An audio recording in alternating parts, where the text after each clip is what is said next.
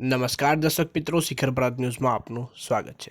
વાત કરીએ સમાચારમાં તો ભૂમિકા ભાલિયા, ઉંમર 22 વર્ષ, આજવા રોડ પાસે આવેલા બાકરોલ ગામ ખાતે રહેતી ભૂમિકા ભાલિયાને સોમવારના દિવસે ડિલિવરી માટે સુમા તલાવ પાસે આવેલા સંજીવની મલ્ટી સ્પેશિયાલિસ્ટ હોસ્પિટલ ખાતે લાવવામાં આવી હતી।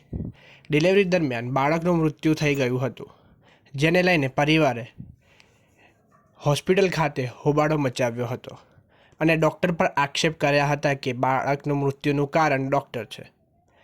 જ્યારે પરિવાર દ્વારા જણાવવામાં આવ્યું હતું કે સોમવારના દિવસે ડભોઈ રોડ સોમા તલાવ પાસે આવેલા સંજીવની હોસ્પિટલ ખાતે ડિલિવરી કરવામાં આવી ભૂમિકા સોમવારે વહેલી સવારે લઈને આવ્યા હતા।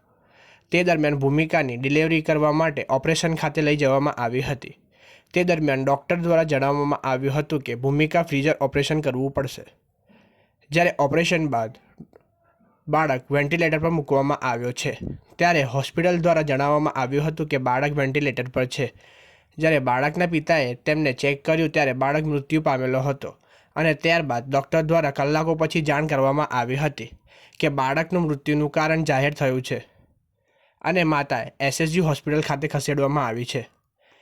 જ્યારે ડૉક્ટરને પૂછતા તેમને જણાવવામાં આવ્યું હતું કે બાળકના ધબકારા ઘટી જવાના કારણે સીઝર ડિલિવરી કરવી પડે તેવી પરિસ્થિતિ ઊભી થઈ અને બાળકને વેન્ટિલેટર પર મૂક્યો છે, જેને લઈને આજે પરિવારજનોએ સંજીવની હોસ્પિટલનો હોબાળો મચાવ્યો હતો। ડૉક્ટર નિષ્કાળના કારણે બાળકનું મૃત્યુ થયું છે અને બાળકનું મૃત્યુ થયું ત્યારે અમને જાણ ન કરી હતી, પરિવારજનોનો આક્ષેપ કર્યા હતા। જ્યારે સમગ્ર મામલે પરિવારજનોએ 100 નંબર પર પોલીસને જાણ કરી ઘટના સ્થળે પહોંચી હતી। આગળની તપાસ હાથ ધરવામાં આવી છે। આગળની કાર્યવાહી પોલીસ કરશે। મારી વાઈફની ડિલિવરી સંજીવની સોમા તલાવ હોસ્પિટલમાં કરાવી હતી અને કયા દિવસે તમે અહીંયા વાઈફને ડિલિવરી માટે લાવ્યા હતા? સોમવારે લાવ્યા હતા। કેટલા વાગે? 4 વાગે જેવું લાવ્યા હતા અને કેટલા વાગે ડિલિવરી થઈ? ડિલિવરી 5:30 જેવું થઈ હતી। પછી શું થયું? પછી ડિલિવરી 5:30 જેવું થઈ, પછી સીઝર કરી દીધું। સીઝર કર્યા પછી બાળકને હવે કાચની પેટીમાં મૂકી।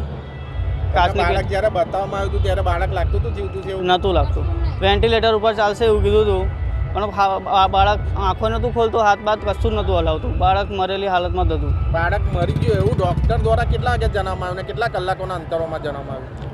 બાળકનું એવું તો મરી ગયું એવું તો નહીં કીધું ડૉક્ટરે। તો ક્યારે એવું જણાવ્યું? ખાલી બાળકનું હલન ચલન કશું જ નથી એવું કીધું, વેન્ટિલેટર પર રાખશું એવું કીધું હતું। તમને ક્યારે ખબર પડી બાળક? મને તો કેટલા કલાક પછી તમને ખબર? મને તો તૈયારથી જ ખબર હતી કે બાળકમાં કંઈ જ નથી। પણ ડૉક્ટરો દ્વારા ક્યારે જણાવવામાં આવ્યું? ડૉક્ટર હમણાં સવારમાં 5 વાગે જેવું જાણવા મળ્યું। તો શું લાગે છે કોની ભૂલ છે? ડૉક્ટરની જ ભૂલ છે, કરી છે। અને મારી વાઈફ એસએસજી હોસ્પિટલમાં છે, અત્યારે ક્રિટિકલ એ છે, હાલ ગંભીરમાં છે। ડૉક્ટર પર કાયદેસરની કાર્યવાહી કરવી જોઈએ। ભાલિયા કરણભાઈ।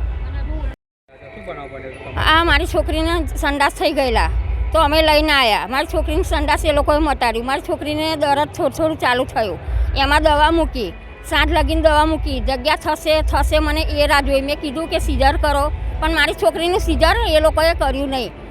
નોર્મલ થશે એ લોકોએ એવું કર્યા અને છેલ્લા એન્ડ ટાઈમ ઉપર બાળક જવાની તૈયારી ઉપર, એનું મૃત્યુ થવાની તૈયારી ઉપર મારે એવું કીધું કે અમે સીઝર હવે કરવું પડશે, તો અમે સહી કરી આલી સર। અને એ લોકોએ છોકરીની કન્ડિશન બગાડ નાખી, મારા બાળકને પણ બગાડ નાખ્યું છે। હવે મારી છોકરીને કંઈ થાય તો એની જવાબદારી કોણ લેશે? અત્યારે મારી છોકરી હાલ ગંભીરમાં છે। બાળકને સીઝર કર્યું ને ત્યારથી જ કશું નહોતું મારા છોકરાને। હા, મરી જ ગયેલું। એ ડિલિવરી થઈને તૈયારીમાં અને પછી મારા જમાઈને જવા દીધા। મને તો નથી જ જવા દીધી, ખાલી મારા જમાઈ એકલાને મળવા દીધા। અમે જઈએ ને જવાની કોશિશ કરી પણ અમને જવા ના દીધા। હા, ડૉક્ટરની નિષ્કાળજી લાગે છે અમને, કેમ કે એમના દવાખાનું ખોલ્યું કે શું કર્યું છે? બરાબર છે, હા કરવાના જ અને કરી છે। મારું નામ સુમિત્રાબેન ભાલિયા અર્જુન। જે સામે પક્ષ ફરિયાદી દ્વારા ફરિયાદ કરવામાં આવી છે કે એમની જે ડિલિવરી હતી એ દરમિયાન કેસ ડૉક્ટરની નિષ્કાળજીપૂર્વક બદલવાના કારણે જે આજે છોકરાનું ડેથ થયું છે, શું કહેવું? બાળકના ધબકારા ઓછા થયા ને એટલે તરત જ હવે પૂરે રસ્તે 5 જ મિનિટમાં સીઝર લઈ લીધું અને બાળકને તરત જ ડિલિવરી કરાવી દીધી છે. એના પછી બાળકને વેન્ટિલેટર પર મૂકવાની જરૂર પડી છે.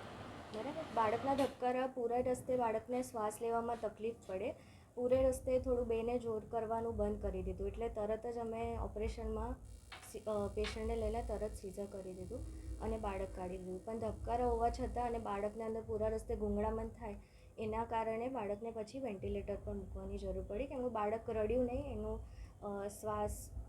શ્વાસ લેવામાં એને તકલીફ પડી એના લીધે. છોકરાના પિતા દ્વારા આક્ષેપ કરવામાં આવે છે કે જ્યારે છોકરાને બતાવવામાં આવે છે તે ઘડે જ છોકરાનું મૃત્યુ થઈ ગયું છે. ના, એ તો બાળક રડ્યું ના હોય, બાળકના ધબકારાને એ તો હતું જ, એટલે શ્વાસની નળી મૂકીને વેન્ટિલેટર પર મૂકવામાં આવ્યું છે. અને બાળક તે વખતે પણ થોડું હલન તો કરતું હતું જ, પણ એ જાતે તો શ્વાસ ના લઈ શકે એટલે વેન્ટિલેટર પર મૂકવામાં આવ્યું છે. અને બાળકના ધબકારાને એવું તો મશીન પર આવતું હતું જ બધું. બાળક મૃત્યુ થયું ત્યારે ખબર પડી? આજ સવારે થયું છે. એના ધબકારા જાતે બંધ થયા કેટલા વાગે ખબર પડી? 4 વાગતા જેવું. 4 વાગતા પણ અત્યારે જ્યારે અમે છોકરાને જોયું તો આખા શરીર ઉપર બ્લડ જામ થઈ ગયું છે. તો આટલા વહેલા તો જે મૃત્યુ થયેલી બોડી એટલી બધી એ ના થાય ને. ના, એટલે એમને જાણ કરી હતી પણ એમની ઈચ્છા હતી કે બાળકને હજુ વેન્ટિલેટર પરથી કાઢીએ નહીં, અમે તમે રાખીએ. અત્યારે તો શું કીધું કે અમે હમણાં સવારમાં જાણ કરી? ના, સવાર પછી જ બાળકને સવારે એના એને પેલા રિલેટિવને એને બોલાવ્યા બોલાવીને આપણે સમજાયું. પછી સગાએ એવું કીધું કે અમારી હજુ ઈચ્છા નથી કે તમે વેન્ટિલેટર પરથી બાળકને કાઢો, એના જે બીજા રિલેટિવ આવે એ પછી તમે વેન્ટિલેટર પર કાઢજો. એટલે ત્યાં સુધી બાળકની મૃત્યુ તો થઈ જ ગઈ હતી. એમને સમજાવ્યું હતું કે બાળકના ડૉક્ટરે આવીને, પણ એમની ઈચ્છા હતી કે તમે વેન્ટિલેટર પરથી ના કાઢશો. એક્ઝેક્ટલી કેટલા વાગે મૃત્યુ થયું હતું?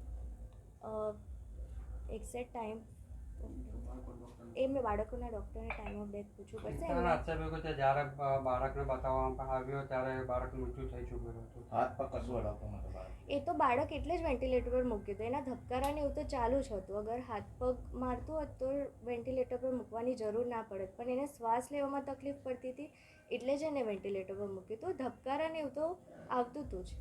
શું નામ તમારું? ડૉક્ટર ઝરના પટેલ.